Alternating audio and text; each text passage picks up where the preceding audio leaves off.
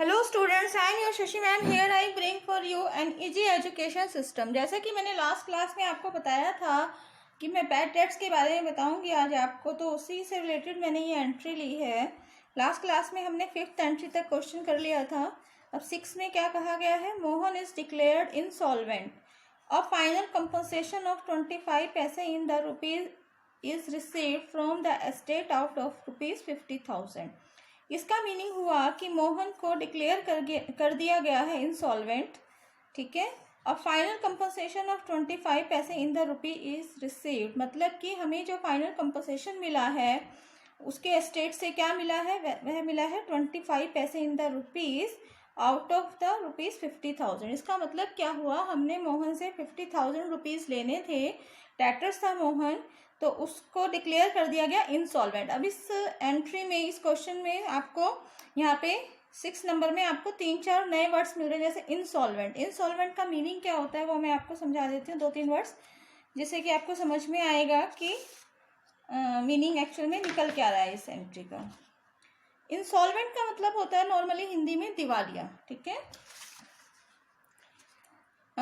मतलब एक ऐसा व्यक्ति या एक ऐसी फर्म जो अनेबल टू पे डेब्ट्स आउट, मतलब जो उसने कर्जा लिया हुआ है उस कर्जे को वो पे नहीं कर सकते, तो उनको क्या कई बार घोषित कर जाता है? इंसॉल्वेंट, ठीक है। यहाँ पर दूसरा वर्ड आपने देखा कंपनसेशन। कंपनसेशन का मतलब मुआवजा और क्षतिपूर्ति भी होता है। तो यहाँ पर अगर हम अकाउंट्स की लैंग्वेज में देखें कि जहाँ पर हमें फाइनल कंपनसेशन मिल रहा है 25 पैसे इन द रुपीज़, तो यहाँ पर ये क्षतिपूर्ति वर्ड जो है वो ज़्यादा इसका मीनिंग सही होगा, क्योंकि हमारा जो नुकसान हुआ था 50,000 का, उसमें से हमें 25 पैसे इन अ रुपी मिल रहा है। उसका मीनिंग भी मैं आपको समझाऊंगी कि किस तरीके से इसका जो वर्किंग नोट्स है वो किया जाएगा, ठीक है। तो दोबारा से क्वेश्चन का जो 6th एंट्री है उसको समझते हैं कि इसका मीनिंग क्या है। मोहन इज डिक्लेयर इंसॉल्वेंट, मतलब मोहन को डिक्लेयर कर दिया गया है इंसॉल्वेंट, मतलब कि दिवालिया घोषित कर दिया गया है। ए फाइनल कंपनसेशन ऑफ 25 पैसे इन द रुपीज़। अब आपको ये ध्यान से समझना है कि आपको जो अकाउंट्स में कई जगह क्वेश्चन में इस तरीके से दिया होगा 25 पैसे इन द रुपी। इसका मतलब क्या होगा? इसका मतलब होगा कि 1 रुपीज़ में हमें कितना मिल रहा है? 25 पैसा, ठीक है। 1 रुपीज़ को अगर हम कन्वर्ट कर देंगे पैसे में तो कितना हो जाएगा? 100 पैसे। इसका मतलब क्या हुआ? 100 पैसे में से हमें कितना मिलेगा? 25 पैसे। तो एक तरीके से परसेंटेज हो जाती है 25%, ठीक है। तो कभी भी आपको इस तरीके की लैंग्वेज अगर क्वेश्चन में मिलती है 25 पैसे इन द रुपी का मतलब 25%, ठीक है। अगर 50 पैसे इन अ रुपी है तो 50%। इस तरीके से आप जो है वो कैलकुलेशन कर सकते हैं। तो यहाँ पर इसका वर्किंग नोट्स हम पहले करेंगे कि किस तरीके से हमें पता चलेगा कैलकुलेशन कैसे करनी है। फाइनल कंपनसेशन 25 पैसे इन द रुपी, मतलब हमने 50,000 रुपीज़ लेना था किससे? मोहन से। 50,000 रुपये लेने थे, लेकिन हमें कितना मिला? 25 पैसे, मतलब 25%।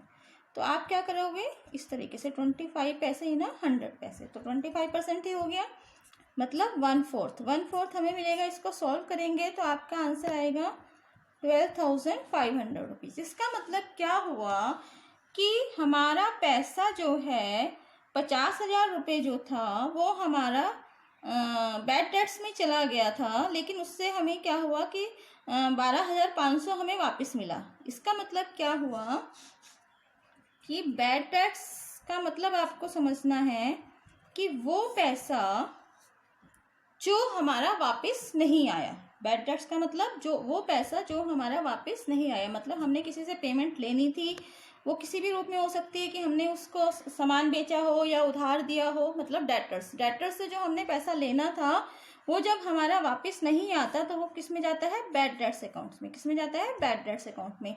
तो यहाँ पर अगर हमारे पास 50,000 रुपये जो हमने मोहन से लेने थे, अगर हमारे पास ये पूरा पैसा वापस नहीं आता तो बैड डेट्स अकाउंट में हम कितना डालते? पूरा 50,000 रुपीज़ डाल देते। लेकिन यहाँ पर क्योंकि हमारे को कहा गया है फाइनल कंपनसेशन ऑफ ₹25 पैसे इन द रुपी, मतलब हमारे को 25% पैसा मिला इसमें से, तो हमारे पास कितना रिसीव्ड हुआ? हमें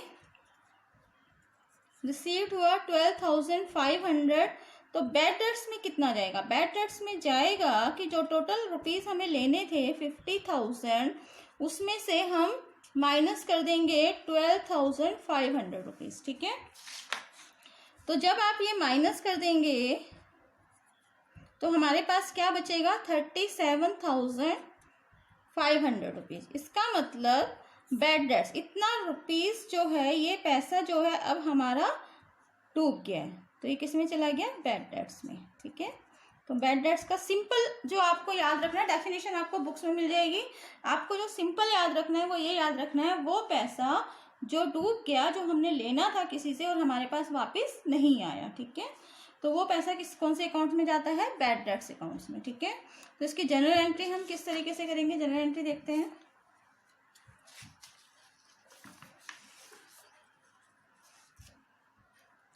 क्या आया हमारे पास? कैश आया। ठीक है, तो हम करेंगे कैश अकाउंट डेबिट। ठीक, लेकिन कुछ पैसा हमारा डूबा भी है। कितना? 37,500, तो किस में जाएगा? बैड डेट्स अकाउंट डेबिट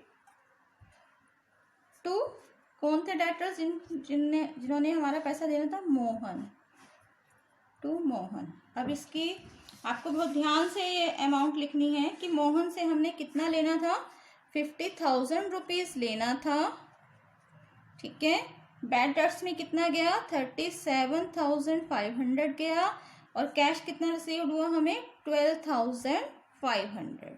ठीक है, तो ये आपको समझ में आया कि बैड डेट्स जो है वो क्या होता है। तो एक चीज और दूसरी समझ, मैंने अभी आपको बताया था कि अगर बैड डेट्स में हमारा पूरा पैसा डूब जाता, मान लीजिए ये क्वेश्चन इस तरीके से था, मोहन इज डिक्लेयर इनसॉल्वेंट। ठीक है, और ये हमें फाइनल कंपनसेशन की बात ना कही गई होती और सीधा हमारे को बताया होता है कि 50,000 रुपया जो है हमारा वापस नहीं आएगा, तो हमारी जनरल एंट्री क्या होती? तो हमारी सीधी जनरल एंट्री हो जाती bad debts account debit to Mohan, मतलब 50,000 रुपये। ठीक है, इस तरीके से समझ में आया आपको? तो उम्मीद करती हूँ बैड डेट्स आपको समझ में आएगा। सिंपल याद रखना है कि जो पैसा हमने किसी से लेना था वो हमारा नहीं आया, वो किसी भी तरीके से हो सकता है, हमने उसको लोन दिया हो, हमने उसको सर्विस पे करी, उसको हमने कोई सर्विस दी हो जिसका उसने हमें पेमेंट करना हो। ठीक है, इसका नरेशन लिखेंगे, नरेशन लिखानी है अभी हमने। Being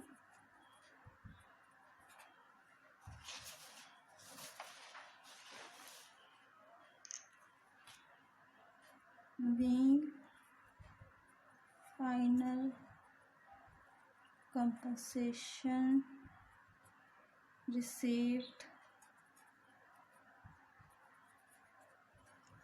of 25 paise in the rupee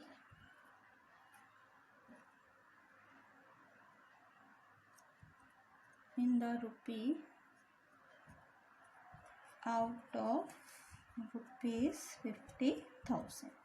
ठीक है, ये इन्फॉर्मेशन हम लेंगे। हमने फाइनल कंपनसेशन रिसीव किया 25 पैसे in the rupee out of 50,000। ठीक है, तो आपको समझ में आया होगा ये कि बैड डेट्स क्या होता है। उम्मीद करती हूँ आप अच्छे से समझ में आया होगा। और अगर लास्ट में यही कहना चाहूँगी कि अगर अभी तक आपने हमारे चैनल को सब्सक्राइब नहीं किया है तो ज़रूर सब्सक्राइब करें, लाइक करें, शेयर करें। Thanks a lot.